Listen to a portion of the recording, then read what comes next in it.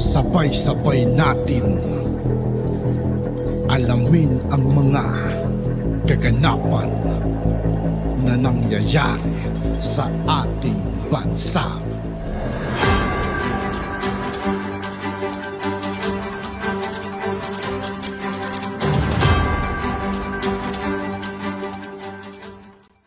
Yo, what's up mga kaibigan? This is I2K po again. Ngayon nandito ulit tayo sa channel ni Banat Kapanig TV. Dito ulit tayo magbibigay ng komento at reaksyon. Kaya samahan niyo ako guys. Let's go! Ito ang balitang pinag-uusapan ngayon sa mundo ng social media. Masamang plano ni Governor Waminal na tapusin si Mayor Dumanhog na bisto nga ba? Pero bago ang lahat mga kapanig, kung bago sa lahat ng hindi pa nakasubscribe mga kaibigan kay Banat Kapanig TV, mag-subscribe na po tayo at huwag nyo rin pong kalimutan mag-subscribe dito sa aking channel.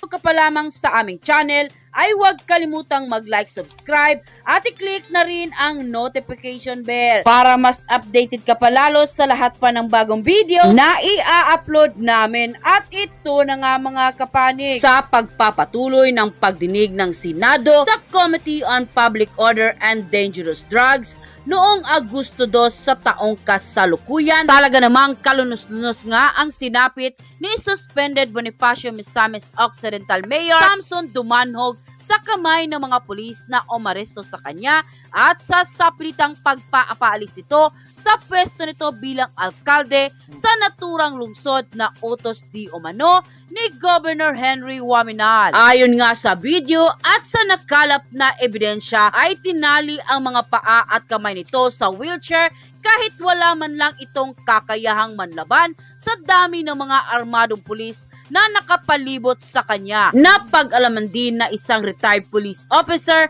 ang nanguna sa arresting team na dating tauhan ni Governor Henry Waminal.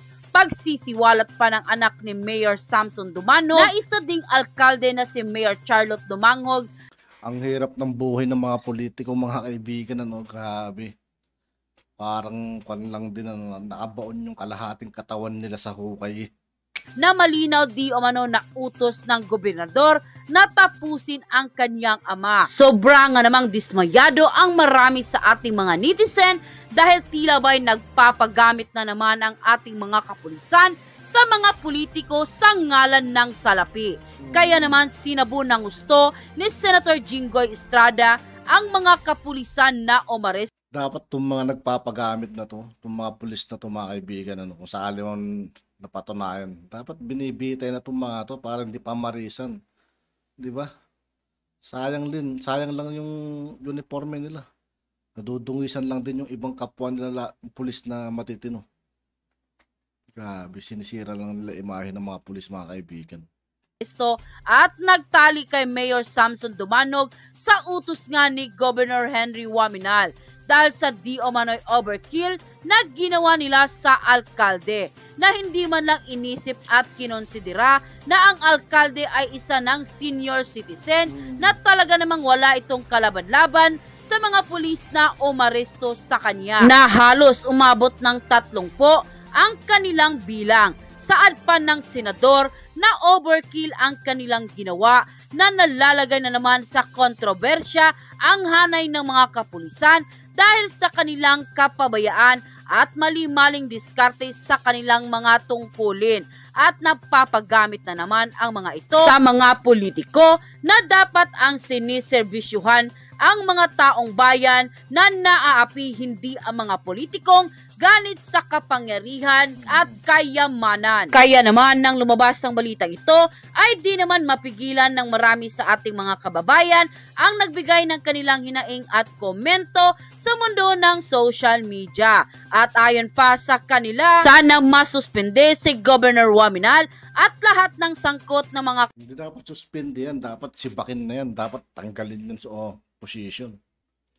Kapulisan, pati na rin yung iba pang sangkot sa hindi makataong pag-aresto sa isang mayor na halalang taong bayan. bago imbestigahan at ikulong lahat ng sangkot. Dapat na talagang ibalik ang bitay para sa mga taong oversama na sa mundong ibabaw, kagaya ng mga politika na yan at mga pulis na protektor sa kasamaan at mga rapist na pinapatay pa ang mga ni-rape nila. Ganyang mga tao dapat ang wala ng puwang sa mundong mabuhay, dapat bitay agad ang mga ganyang tao.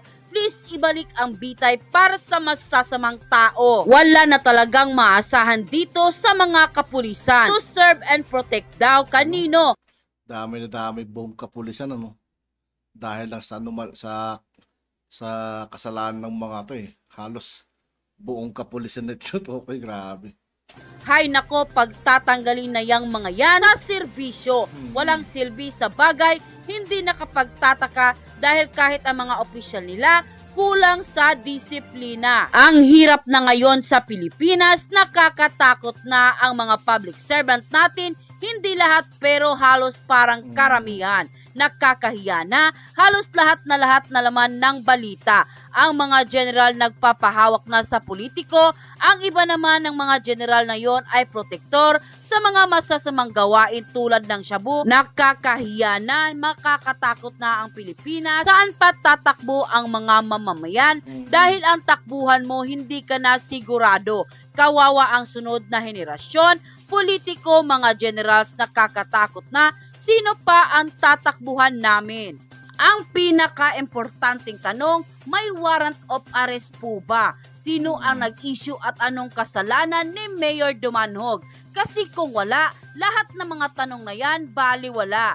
Kung walang warrant of arrest, walang dahilan para arestuhin siya at basahan ng Miranda rights. Lalo pa tutukan ng baril, hindi naman inamin na siya ang tumutok ng baril. Ibig sabihin, iba ang tumutok at hindi siya. Sumaliwanag, may tumutok. Kahit anong eksplanasyon ng pulis, puro kagaguhan yan. Ukok lang ang maniniwala sa kanila. Ikulong yang mga pulis tapos pagtatanggalin sa service. Walang kaukulang benefits.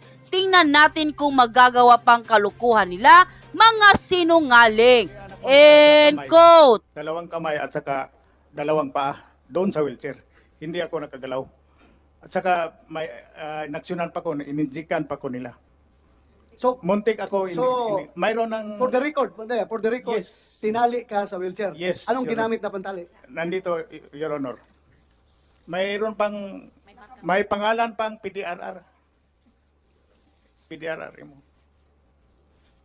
At saka itong malong, nilagay nila sa ulo ko. Nagsinungaling yun si Kuan, Ampong. Colonel Ampong, Siya ang tinali mo talaga sa wheelchair. Hindi, Your Honor, hindi siya nagtali, yung kasama niya. Sino? Yung nakapunit, hindi ko kilala. So, under your order yun, naitali siya sa wheelchair. Yes, sir, but we have a video to counter his allegation, sir. Okay, i-present natin yan mamaya. Ha? Yes, sir. Present natin. Pero yung sinasabi Nagiging aso-aso na yung mga pulis na mga politiko, ano? Grabe. niya, sir, Parang nababaliwala na yung kalakaran ng batas kung ganito lang lagi ang nangyayari. vehemently denied with that allegation, sir. Okay. Pero tinali mo. Pinatali mo talaga sa Iba kasi wheelchair. yung tali, sir, at saka yung binabalutan lang ng kamay. Hindi, sabi mo na nga kanina eh. Tinali mo, baka Wala mahulog akong sa hagdan pagbaba. Sir, wala akong sinabi na tinali. Sinabi ko lang yung malong is intended for his chase para hindi siya maibubulay yung galaw niya kasi bababa kami. Okay. Bakit tinalian nyo at saka binalot nyo ako? Okay pa man ako, makagalaw pa man ako, makalakad pa man ako. Yan ang problema dyan. Nagsinungaling ito si Ampong kasi nagsabi siya sa akin, dalian nyo para matapos na ito. So, So, paklaruhin natin, yung statement na yan, what do you mean by that precisely? Colonel Dalian mo Ampong. ako, dalian na para matapos tayo dito. Yun nga sir, sinabi ko niya, I'm very concerned with his health. Baka mag-spike yung high blood niya. Eh, kung ano mangyari sa kanya, whatever happened to the mayor is my responsibility as the ground commander. Okay. May point ka. Your Ikaw Hon- mananagot. Pag namatay yun, mananagot ka. Patay ulo ko, sir. Your Honor, please. Yeah, go ahead, sir. Wala naman silang order na ipalabas ako. Walang pinakitang order, even a single piece of paper. Sabi ko sa kanila, bakit ganito? Mayroon ba kayong order na ipalabas ako dito? Ganito. Walang Miranda rights, sabi nila, binasahan ako nila ng Miranda rights. Wala silang binasa sa akin. Sinong pulis na doon kasama nyo? Colonel Ampong? Police ka ba dati o army? Yes, I'm a former police officer, sir. Police officer? Yes, sir. So, did anyone read him of his Miranda rights? Besides me is Captain Benny, sir, but during the time, medyo malayo ako sa kanya. Pero nang sinabi ko, may karapatan, meron kang karapatan, sir, yung karapatan mo ganito. You have the right to remain silent. Pero I don't know if he listening to me because she's busy making calls. Sa galit siya sa akin, sir. Magkilala kami. Magkaibigan kami, sir. Pero ang nagka-problema lang dito, magkaiba kami ng opinion ng batas. Okay, Bienes, Yes, sir. did you read him of his Miranda rights? Sir, at that time, sir, it was Lieutenant Colonel Ampong na ang nag-cite sa iyang Miranda rights, sir. So, sinabi si Colonel Ampong daw, nag-read ng Miranda rights? Ang pangit mga kaibigan, ano? Magkaibigan pala sila eh, tapos biglang nagkaganunan. Hindi naman lang dinaan sa magandang usapan sana. Kailangan pang itali, gano'n. Do you confirm this? Walang Miranda rights na binasa niya sa akin, Your Honor.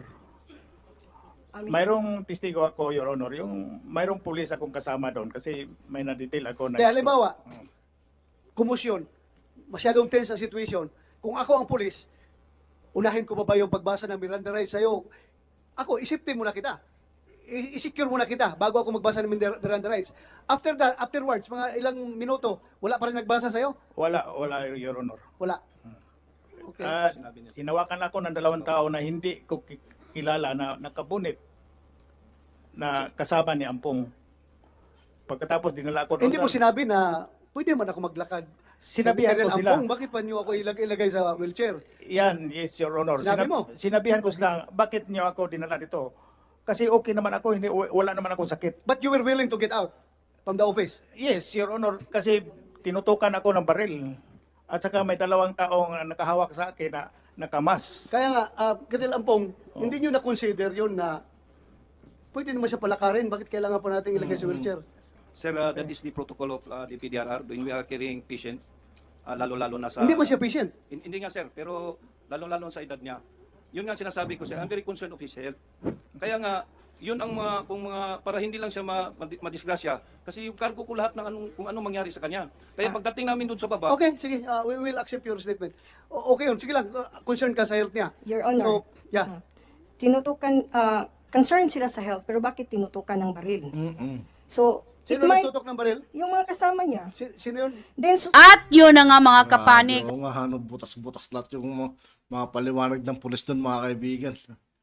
At dito nga po mga kaibigan, dito po nagtatapos ang ating reaction video. Muli ako po si I2K ng Sundalo ng Dunggalo at 811. Maraming salamat sa patuloy na pagsuporta. Yeah, peace out.